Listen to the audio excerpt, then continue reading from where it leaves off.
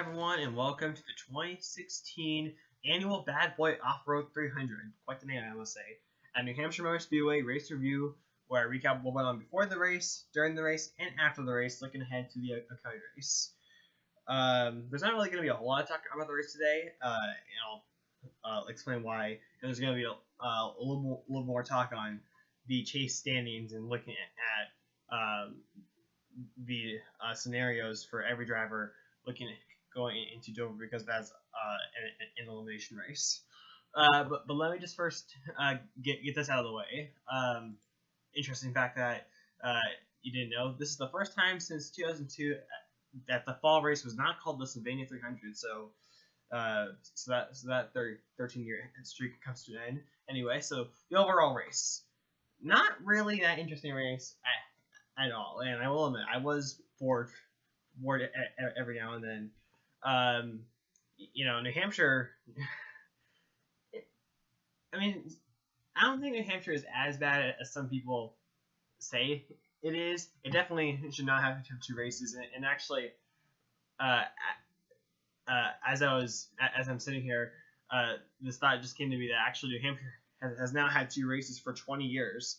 Its first race in September was 1997, and now here we are in 2016. So, 20 years. In an alternative world, we are racing at North Wilkesboro, and man, if North Wilkesboro was in the chase, that would just be awesome. That'd be awesome. But anyway, so the race, yeah, like I said, it wasn't that interesting. There were some good battles, I think, in the second half of the race between Mark Jr. and Matt Kenseth, who both of those drivers just dominated the race. Combined, they led a total of 246 laps. But in the second half of the race, similar to what we saw in July, and actually it's been a trend that we've seen in the last several New Hampshire Sprint Cup races. Calm first half, and then a caution-filled second half. There was only one caution in the first half. In fact, we actually went the first 124 laps caution-free. Then we had 4 out of the 5 cautions in the race in the second half in the race. Part of me is surprised that things didn't get crazier than what they did end up being. And when it was all over, Kevin Harvick regained his nickname, the closer. He didn't necessarily have a dominant car in this race. He had a good car, but it wasn't dominant. But late in the race, Kevin Harvick was able to get through the traffic when it mattered the most, and then got a really good restart with about 5 or 6 laps to go, past Matt Kenseth, and went on to win the race. So Kevin Harvick, after last year at this point needing to go to Dover in a must-win situation, he doesn't have to worry about that at all. And Kevin Harvick will continue to be the only driver ever in the Sprint Cup Series since the current chase format started back in 2014 to have never been eliminated in a round. And as far as other drivers that had a good day, I mentioned that Matt Kenseth and Mark Jr. I think had the 2 best cars on the race. Gibbs overall had a good day. At one point, all 5 of the cars, which includes the 78 car Mark Jr. because that isn't an affiliated car, they all ran to the top 10. There was a moment late in the race where I thought Kyle Busch was going to win because he had fresher tires, but then a series of hilarious cautions pretty much kept that from happening. Rick Hendrick Motorsports, specifically Jimmy Johnson, Chase Elliott, they had good days. Johnson finished 8th, Elliott finished 13th, but I think Elliott had a car that could have won, but definitely could have finished into the top 5. Casey Kane, 4 consecutive top 10 finishes. The last time he did that was back in the spring of 2013. So he continues to ride on good momentum. I'll just point that out of the way. Team Penske. I feel like when you look at overall organizations this year, Team Penske is behind Jokic Racing, but they were not really that good in this race at all, and it's not. And this is not the time to be struggling. There was a period where I think, especially in like the first half of the race, they were like both around 15th. Logano spent a lot of the race a lap down. Thankfully for him and his fans, he got the free pass and finished 11th. Frankowski was able to use fresher tires and finished 4th. But definitely not the day Team Penske wanted to have. As far as any other teams, well, simply, I guess one way to put it, the late race cautions at the end and went to pit and went to not to pit. That definitely did shuffle the finishing order quite a bit. That's for sure. Before this weekend, NASCAR made some pretty big changes to the penalty system, but basically they like revised it. So I guess to get this out of the way, Jimmie Johnson and Mark Truex Jr. were not penalized despite failing post-race inspection at Chicagoland. That had been, you would have received some kind of penalty before Chicagoland, but NASCAR saw that because Mark Truex Jr. won the race and advanced into the next round and Jimmie Johnson did not, it would have been unfair to penalize both drivers because it would have been unfair to give the 78 and 48 penalty when there would have been a different consequence, basically. And I agree, it would have been unfair. However, I feel like that, like, I guess if these two drivers didn't get penalized, then I feel like any driver that got penalized, especially if it affected their chances of making the chase, like Brian Newman or Casey Kane, should get their points back. And also, NASCAR revised the penalty system. So now the only penalties the teams have to worry about for failing post-race inspection is the encumbered, basically a P4 penalty or higher.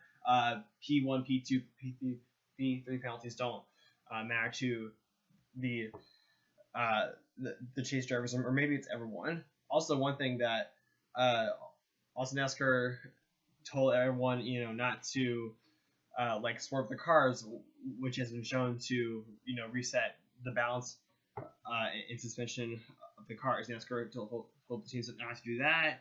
Also, I think this is going to be the norm after every single race for the rest of the season. There's going to be a lug nut check before the drivers get out of their cars after a race, and for the winner, do any burnouts or whatever he or she does.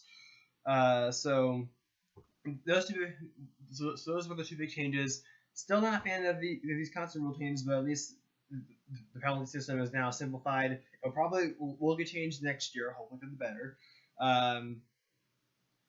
And hopefully, now we can just stop talking about post-race inspection, or at least for a while, because there has been too much talk about this versus what's been going on in the racing, and it's hurting NASCAR, in my opinion.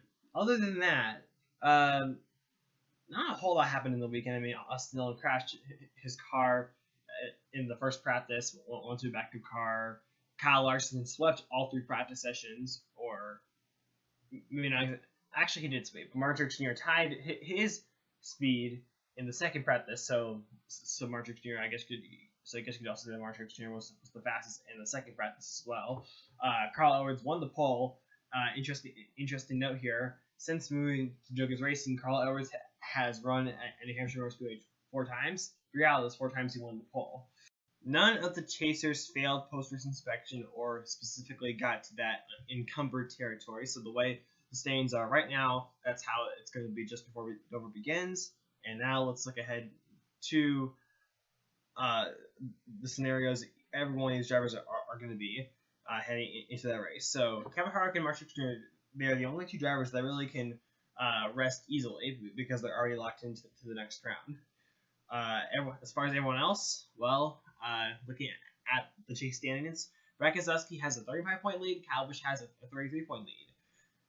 Part of me wants to say that because of their huge leads, that's nearly a full race worth of points. They're safe. But one thing that I have learned, as well as many others under this current chase format, is that not really, if you don't have a win, you're not really safe. You're really not safe. And we've seen drivers with large or we thought they had comfortable points leads fall out of the next round in the elimination race. So really, not anyone's like completely safe. But I would say that drivers like Keselowski, Kyle Busch, Matt Kenseth, I would say it's pretty comfortable. They would have to have a disastrous day at Dover if they are going to fall out. Logano, Hamlin, Johnson, Chase Elliott, Carlos, Kurt Busch, they just need to have solid good days, pretty much. But then 12th, Kyle Larson, 13th, McMurray, Austin Dillon, 14th. This is going to be the battle in the point standings that I think we're all going to have to keep our eyes on because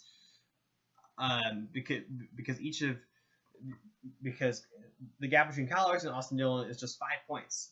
McMurray and Austin Dillon have to be tied.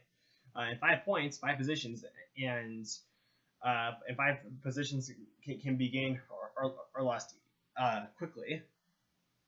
And looking at Tony Stewart, 11 points, he's going to have a really good day or win. And the one driver that I think is definitely in a must-win situation is Chris Buescher. But I don't really think Chris Buescher is going to make very much noise. So even though I might regret this decision, I'm just going to write Chris Buescher off as someone who is going to be eliminated after this race. Tony Stewart really, I think, has not shown a whole lot of motivation to go out there and do well. And plus, really, ever since Watkins Glen, he's just not been performing to a level at someone who not only needs to win this championship, but also simply needs to move on to the next round. He's just not performing at that level. So, yeah, and I can't really see Austin Dillon doing well because I don't think Austin Dillon did not really perform well at Dover at all, and then later got involved in a wreck where he hit the wall in June. So that's not exactly really good momentum for him. But really, Austin Dillon in the spring and throughout the summer here and there, he showed a lot of speed, top 5, top 10. But really, whatever speed he had then, he hasn't had it now for at least maybe almost 2 months. And Kyle Larson, if Kyle Larson can have a race, especially the winning performance they had back in May. Even though Kyle Larson did not win the race, I think he'll be fine. McMurray, I think, is definitely going to have a really good performance as well.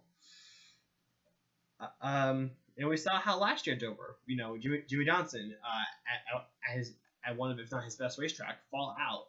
Many people did not see that coming. So really, anything can happen. And if the race at Dover happens to be one like we saw this past May, oh boy, it could really throw a monkey wrench into this chase. So let's wrap things up. So to summarize my thoughts on the New Hampshire race, not as good as I wish it was. Another race that proves why I think New Hampshire should not have 2 races, but it will likely not happen anytime in the near future. And now 2 of last year's championship 4 are now automatically in the next round.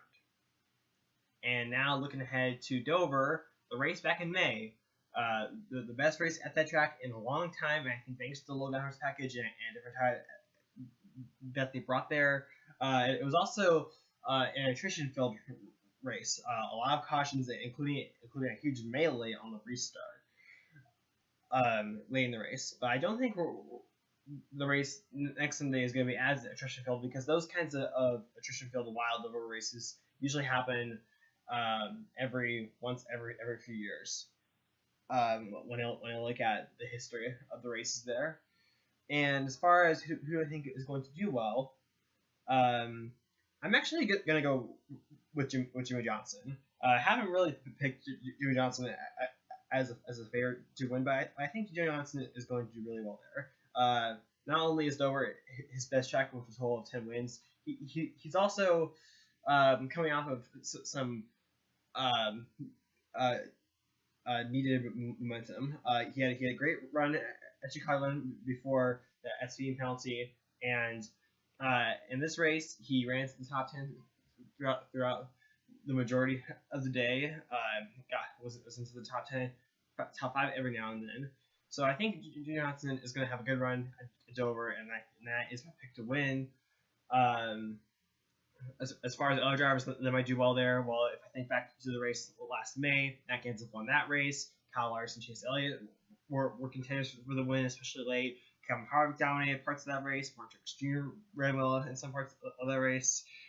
So at the same time, it could be anybody's game. Also, another thing to watch out for: the weather. The forecast for next Sunday does not show a huge chance of rain, but that could change. And rain it is in the area throughout the entire weekend, so who knows? It could change, and that would certainly throw an unexpected wrench into the chase if it was rain shortened. But anyway, that's pretty much all I have to say. So thank you all for watching. Be sure to rate, comment, subscribe, and bye.